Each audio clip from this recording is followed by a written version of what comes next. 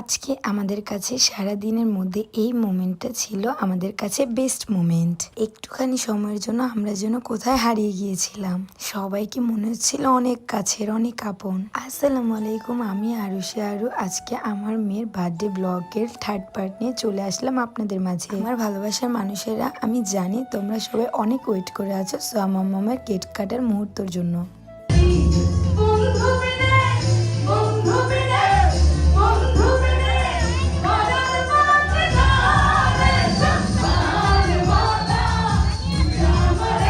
কিন্তু আমি কি বা করতে পারি বলো? সবাই মিলে এতটা এনজয় করেছি, মজা করেছি, ভিডিওটা এত লং হয়ে গিয়েছে যে পার্ট পার্ট করে দেওয়া ছাড়া কোনো উপায় নেই।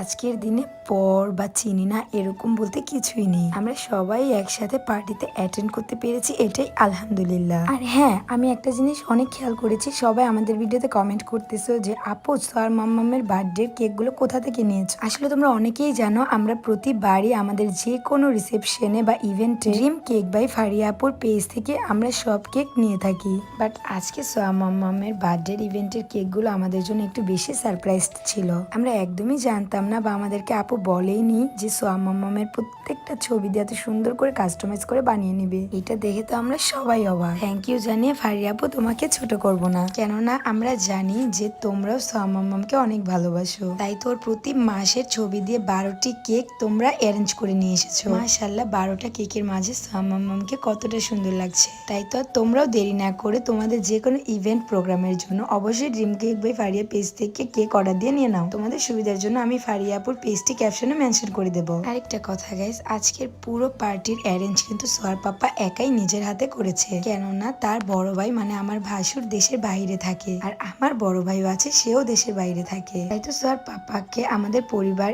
এন্ড আমি হেল্প করা ছাড়া কেউই নেই। যতটুকুই পেরেছি চেষ্টা করেছি তার পাশে দাঁড়ানো। আর রক্তের সম্পর্ক ছাড়া যে কোনো সম্পর্কই আপন হতে পারে না সেটাও আমরা জানি। তারপরও সবকিছুর জন্য আলহামদুলিল্লাহ, মহান আল্লাহ তাআলা যা করে ভালোর জন্যই করে। সবাই একটু আমার ওনার জন্য দোয়া করবেন, সেজন্য সারাটা জীবন এভাবে স্ট্রং হয়ে সবকিছু একা দায়িত্বে সামলাতে পারে। শুভ জন্মদিন মা, দোয়া করি সারাটা জীবন তুই এভাবে হাসি খুশিতে কাটিয়ে দে। আপনাদের জন্য একটি গুড নিউজ আছে, আমরা নতুন বিজনেস দিতেছি, এটা নিয়ে আপনারা কালকেই জানতে পারবেন। সবাই দোয়া করবেন আমাদের জন্য।